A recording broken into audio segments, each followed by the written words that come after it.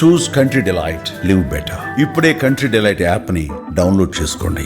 నాని గారి మీద దాడి జరిగినప్పుడు ఆ వీడియో చూస్తుంటే అంటే భయం వేసేసింది నాకు. నిజం నిజం. షివరింగ్. ఇప్పుడైనా ఇలా దాడి చేస్తారా అండ్ ఇలానే ఉంటుందా, రాజకీయాలు ఇలా ఉంటాయా, ఇలా చంపుకుంటారా, ఇలా వేటాడతారా, గొడవలతో ఇలా చంపుతారా, లేకపోతే ఆ బీర్ బాటిల్స్ ఇసిరేస్తున్నారేవో, ఇవన్నీ చూస్తున్నప్పుడు అంటే గన్మెన్స్ డోర్లు కూడా తీయకుండా బైక్లు అడ్డం పెట్టేసినప్పుడు ఆ ప్లేస్ కు మీరు ఆ డెస్టినేషన్ రీచ్ అయ్యే లోపు ఆయన ఏ పొజిషన్ లో ఉన్నారు అసలుకి? లేదు, నాని గారు మీరు చూసి ఉంటారా విజువల్స్ లో, నేను కూడా ఆ కార్ ముందే వచ్చా, బట్ చూసాను కానీ ఎవరెవరో ఉన్నారు కార్ ముందు, కానీ మా నాళ్ళు ఎవరో ఉన్నారులే నాన్నగారితో మాట్లాడుతారు, నాన్నగారు ఇలా ఇలా అన్నారు మిమ్మల్ని వెళ్ళమని, నేను వచ్చేసా. అప్పుడు దాడి జరిగిందా? నో నో నో, అప్పుడే ఇంకా నేను కార్ మన మూవ్ అయిన వెంటనే స్టార్ట్ అయింది, మీరు విజువల్స్ లో కనిపిస్తుంది. సో మేము ఒక నిమిషం అంతే స్ట్రైట్ వెళ్ళి టర్న్ చేసినా మాకు కాల్ వచ్చింది. ఒక నిమిషం కూడా ఉండదు, 5 minutes ఈజీగా. మేము వెళ్ళి స్ట్రాంగ్ రూమ్ దగ్గరికి ఇంకా రీచ్ అయ్యేలోపు మాకు కాల్ వచ్చింది. సో ఇంకా అంతే దబ మేము పరిగెత్తి వచ్చాం. మా వెహికల్లో ఉన్న అబ్బాయి అన్ననేమో చేశారు అని, ఏమంటా ఉన్నావు అని ఇంకా అట్లానే కార్ తీసుకొని పరిగెత్తేపాటి కార్ వచ్చి ఆగింది. వచ్చేపాటికి ఒకరికి బ్లడ్, ఇంకా మన సెక్యూరిటీ వాళ్ళకి బ్లడ్ ఉంది. మీరు వెళ్ళేసరికి ఆయన ఎలాంటి పొజిషన్ లో ఉన్నారు నాని గారు అసలుకి? నాని గారు దిగి వచ్చారు, ఇట్లా బాగున్నారు. బాడీ అంతా బ్లడ్ తో ఉన్నారు? నో ఏం కాలేదు, కాకపోతే ఇక్కడ తగిలినట్టుంది, ఇక్కడ బ్లడ్ ఉంది, ఇక్కడ షర్ట్ చిరిగిపోయింది, మన పిల్లలకి బ్లడ్ ఉంది. నాకేం అర్థం ఏం జరిగింది, ఎవడు ఏంటని అడుగుతున్నా. నాన్నగారు కార్ది అంటుంటే కార్ తీయడానికి వీలు లేదని, ఏం జరిగిందని ఇంకా నాకు మళ్ళీ ఇంకొక గన్ మ్యాన్ ఉన్నారు. మేడం అక్కడ గొడ్డలు కడవలు అన్నీ తెచ్చారు, గన్ మ్యాన్కి కొట్టేశారు, షూట్ చేశాడు అంటే అప్పుడు భయం అయిపోయి నాకు ఈయన వెళ్తుంటే నేను ఆపుతున్నా, వెళ్ళకూడదు అని, హెల్ప్ కావాలని. సడన్గా ఎలాగో వచ్చింది, నేను ఫేస్బుక్ లైవ్ పెట్టి పిలిచా. అప్పటికి కూడా ఇంత దారుణం అని నాకు తెలియదు కదా, అటాక్ అని తెలుసు అంతే, విజువల్స్ మనం చూడలేదు కదా. బట్ నేను వెనక్కి అక్కడికి వెళ్ళేపాటికి అద్దాలు, ఇంత పెద్ద సమ్మెట, గన్ మ్యాన్ మొత్తం బ్లడ్, దాన్ని అక్కడ కూర్చున్నారు, రక్షకు వచ్చింది, నేను అక్కడికి వెళ్ళా. సో గేట్ దగ్గర అప్పటికి మన వాళ్ళు వచ్చేసారు, ఆ ఫేస్బుక్ పిలుపుతో ఆ 5 minutes గ్యాప్లోనే. సో నాన్నగారు అదే అన్నారు, నువ్వు వెళ్ళిపో, నేను ముందుకెళ్తా, నువ్వు వెనక్కి వెళ్ళిపోయి అక్కడ చూసుకో వెళ్ళి అని. సో నాన్నగారు మన వాళ్ళు ఉన్నారు కదా, క్షేమంగా వాళ్ళ చేతికి ఇచ్చి గన్ మ్యాన్తో పాటు ఒక అబ్బాయిని ఇచ్చి హాస్పిటల్ పంపించేసి, అవి ఏం చూస్తే భయం వేసింది. సరే ఏదైనా వెనక్కి పరిగెత్తాం, ఎందుకంటే ఇంత కష్టపడ్డాం, మన వాళ్ళు వచ్చారు, నాన్నగారిని వాళ్ళ చేతికి అప్పగించాను, నేను వెళ్ళిపోతామని నేను మళ్ళీ స్ట్రాంగ్ రూమ్ దగ్గరికి వెళ్ళిపోయా. నేను వెళ్ళిన ఒక 45 minutes ఆ షాక్లో మాకు అక్కడ డాష్ క్యామ్స్ ఉందని గుర్తుకు రాలేదు. మళ్ళీ డ్రైవర్ వాళ్ళకి లాగిన్ ఉంది, వాళ్ళు చూసుకొని 45 minutes తర్వాత విజువల్స్ చూసినప్పుడు షివరింగ్. అసలు ఎవరు ఎక్స్పెక్ట్ చేస్తారు, అసలు మనం ఎప్పుడైనా చూసాము ఫ్యాక్షన్ రాజకీయాలు అలాంటి కళ్ళు ఏదో ఉంటాయి, అండ్ కడపాటు సినిమా ఏదో ఉంటుంది, సేమ్ అలానే అనిపించింది నాకు. అసలు అంత క్రూరత్వమా, ఒక అధికారం కోసము ఆ చిన్న వయసులో అతనికి ఒకరిని చంపాలన్న ఆలోచన అబ్బాయికి రావడము, వాళ్ళ నాన్న కూడా అంటే అతి చిన్న వయసులోనే ఎమ్మెల్యేని చేసేయాలన్న ఆరాటం, అంటే గెలుస్తామని వాళ్ళు కన్ఫర్మ్ చేసేసుకున్నారు మనకంటే ముందు. మనకైనా అటు ఇటుగా ఉండే, గెలుస్తామా గెలవమా, గెలిస్తే కొంచెంలో బయటపడతామేమో అలా ఉన్నింది అంతే. సో వాళ్ళు కన్ఫర్మ్ చేసుకున్నారు కాబట్టి అంతటి ఆలోచన ఆ వయసుకి అది మంచిది కాదు, అసలు ఆ సంస్కృతి మంచిది కాదు. మన వైపు ఎప్పుడు జరిగింది అట్లాగా? భయం అయితే వేసింది ఫస్ట్, చాలా చాలా చాలా షాక్.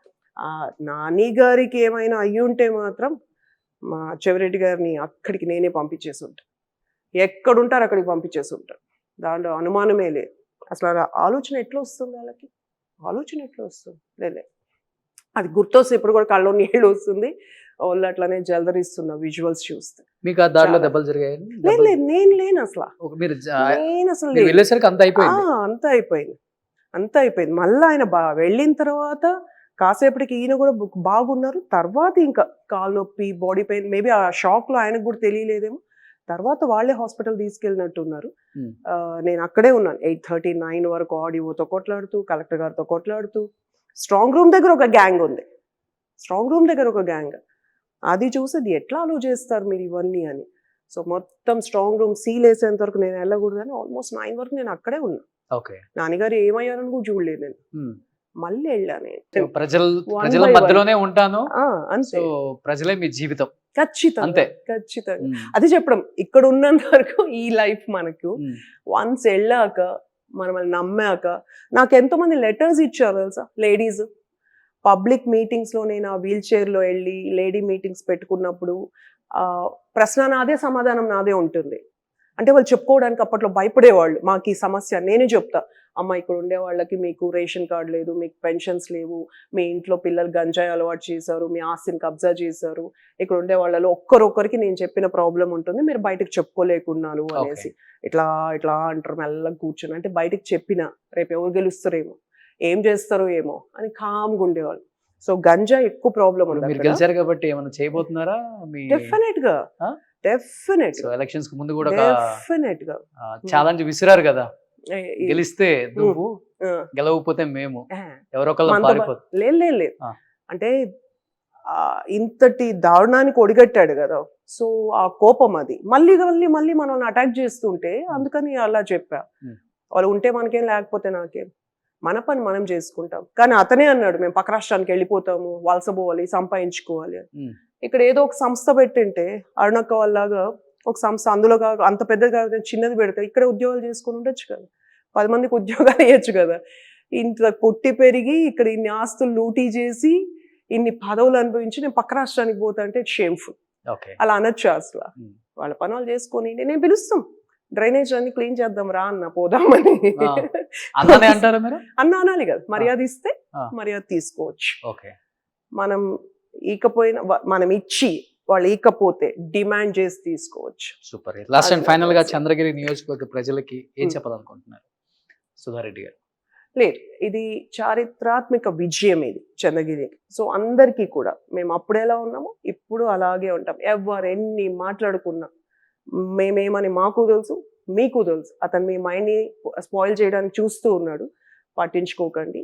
మేము ఇప్పుడు ఎట్లా ఉన్నామో మీకు అందుబాటులో ఎప్పటికీ ఉంటాం. మనం ఇచ్చిన ప్రామిస్లన్నీ మనం చేస్తేనే నెక్స్ట్ మనం గెలుస్తాం. వన్ టైం ఎమ్మెల్యే కోసం మనం కష్టపడలేదు, ఇలా అన్ని పోగొట్టుకొని ప్రాణాల మీద తెచ్చుకొని రాలేదు. మనం మళ్ళీ మళ్ళీ మళ్ళీ గెలవాలి, మీ తోడు ఉండాలి, మేము మీకు అంతే అందుబాటులో కూడా ఉంటాం. సో మీ బ్లెస్సింగ్స్ ఎప్పుడు ఉండాలి అలాగా. Thank you so much Sudha Reddy గారు. అడగగానే సో మీరు రెస్పాండ్ అయ్యి యాక్సెప్ట్ చేసినందుకు first of all thank you. Elections తర్వాత ఫస్ట్ టైం సుధారెడ్డి గారు నాని గారు మాట్లాడటం జరిగింది. ఎందుకంటే అసలు ఏం జరిగింది అనేది చాలా ఇంపార్టెంట్. తెలుసుకోవడానికి ప్రయత్నించండి. చాలా మంది నన్ను అడిగారు, మెయిల్స్ పెట్టారు, కాల్స్ చేశారు. కాబట్టి సో తిరుపతి వస్తే డెఫినెట్గా వీళ్ళ కపుల్ని ఒకసారి కదిలిచ్చి వాళ్ళ మనసులోని మాటల్ని ఏం మాట్లాడతారో తెలుసుకోవాలన్న ప్రతి ఒక్కరికి కూడా ఇదే answer. So thank you so much. Suman టీవీలో మీ పర్సనల్ అండ్ బిజినెస్ ప్రమోషన్స్ కోసం కింది నెంబర్కి కాంటాక్ట్ చేయండి.